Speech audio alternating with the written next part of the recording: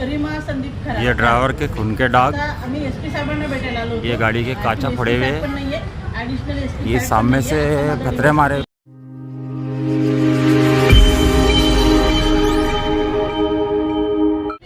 हे इथं मला जातीचा उल्लेख करण्याची गरज आली। हा फार मोठं दुर्दैव आहे की हे मुस्लिम लोक आहेत आणि यांना गोरक्षकांनी मारलेलं आहे।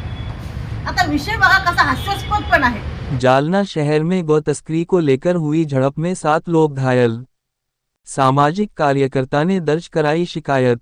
सामाजिक कार्यकर्ता एडवोकेट रीमा खरात ने तहसील थाने में शिकायत दर्ज कराते हुए आरोप लगाया कि हमलावरों को गिरफ्तार करने के बजाय पुलिस ने शुरुआत में पीड़ितों को ही हिरासत में ले लिया और उनके खिलाफ पशु क्रूरता निवारण अधिनियम के तहत मामला दर्ज कर लिया।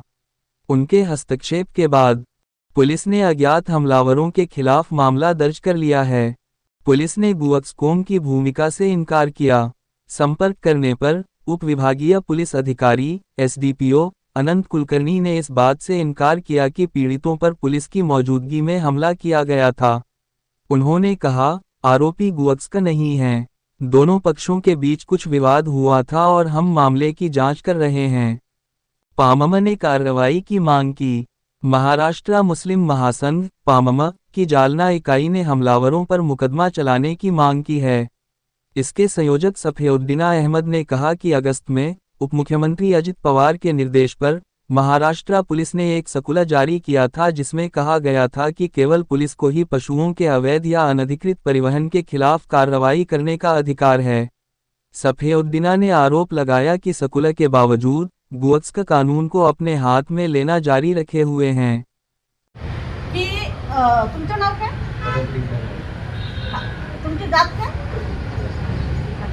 हे परदेशी राजपूत आहेत। याच्यामध्ये जे आहेत तर विपिन राजेश पाटील म्हणजे परदेशी आणि पाटील ह्या लोकांनी काही जनावरं विकत घेतले। कुठे वडद बाजारच्या बाजारामध्ये काल परवाला विकत घेतले।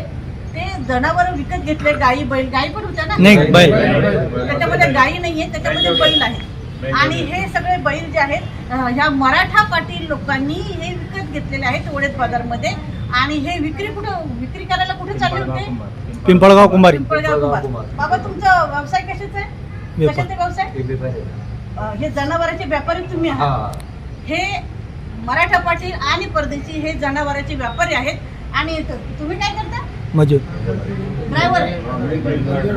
हे गाड्याचे ड्रायव्हर आहेत आणि किन्नर आहेत। तर यांनी ते जे गाई तर नाही ते त्याच्यामध्ये बैल जे आहेत हे बैलाचे व्यापारी आहेत। हे मराठा हिंदू असलेले आणि हे मुस्लिम आहेत जे फक्त त्याला ते बैल जे आहेत ते घेऊन चालले होते दुसऱ्या बाजारामध्ये विकण्यासाठी। असं असताना गोरक्षक लोकांनी यांना सोडून दिलं। हे हिंदू म्हणून हे लोक सोडून दिले आणि हे मुस्लिम लोक रक्तबंबाळ केले। मी गाईच्या बाजूची तर आहेच आहे, बैलाच्या बाजूची आहे, तुम्ही कुत्र्या मांजराच्या सुद्धा बाजूची। कुत्र्या मांजऱ्यावर सुद्धा त्यांना सुद्धा क्रूरपणे त्यांचा छळ करू नये, त्यांना मारू नये या मताची मी आहे। परंतु आम्ही जर जनावरांचा विचार करत असेल तर जनावरांच्या अगोदर आम्ही माणसाचा पण विचार केला पाहिजे। ह्या माणसांना का मारलं की हे कुणी ड्रायव्हर आहे, कुणी किन्नर आहे आणि हे ते जनावरं मराठ्यांनी घेतलेले जनावरं घेऊन विक्रीसाठी चाललेले होते। त्याच्यामध्ये ह्या लोकांना बेदम मारहाण केली, यांचे मोबाईल फोडले आणि यांचे पैसे पण काढून घेतले। आणि असं असताना ह्या गुन्हे दाखल झाले ह्या मार खाल्लेल्या लोकांवर। मग मी पोलीस स्टेशनमध्ये आता विचारलं तुम्ही यांच्या विरुद्ध गुन्हे का दाखल केले? त्यांचं असं म्हणणं आहे की गाई बैलांना हे क्रूरपणे घेऊन चाललेले होते म्हणून यांच्या विरुद्ध आम्ही गुन्हे दाखल केले। मग हे जर क्रूरपणे घेऊन चालले होते म्हणून यांच्या विरुद्ध मारहाण यांच्या विरुद्ध गुन्हा दाखल केला तर यांना जे क्रूरपणे मारले, जे रक्तबंबाळ केलेलं आहे, तर मग यांना क्रूरपणे मारणाऱ्या विरुद्ध गुन्हे दाखल का होऊ नयेत? आता मी जे PI आहे साबळे त्यांना कॉल केला, त्यांना तर माझा कॉल घ्यायची भीती वाटते, त्यांनी माझा कॉल घेतलेला नाहीये। त्याच्यानंतर सेकंड API जे अंतरम आहे त्यांना कॉल केला, त्यांच्या पण बऱ्याच तक्रारी आहेत, त्यांनी पण काल मुलांना निष्कारण मारहाण वगैरे केली।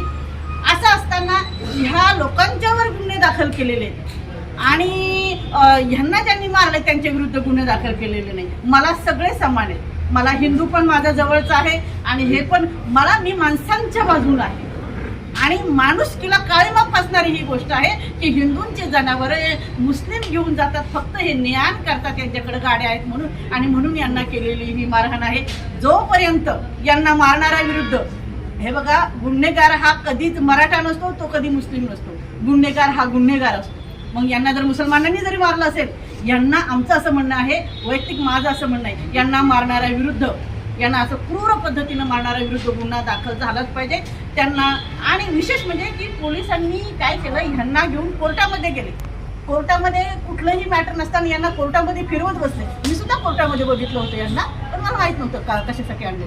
तर यांना कोर्टात फिरवत बसले, यांना तिथं पोलीस स्टेशनमध्ये बसून ठेवलं. त्यानंतर मी गेले की यांना तुम्ही पोलीस स्टेशनला का बसून ठेवलं? नाही म्हणे मॅडम, त्यांचं झालेलं आहे म्हणे, त्यांची बेल पण झालेली आहे. मला का बसले? नाही असेच बसले. हे म्हणतात तुम्ही का, यांना म्हणते तुम्ही का बसले? नाही म्हणे पोलिसांनी बसून ठेवलं.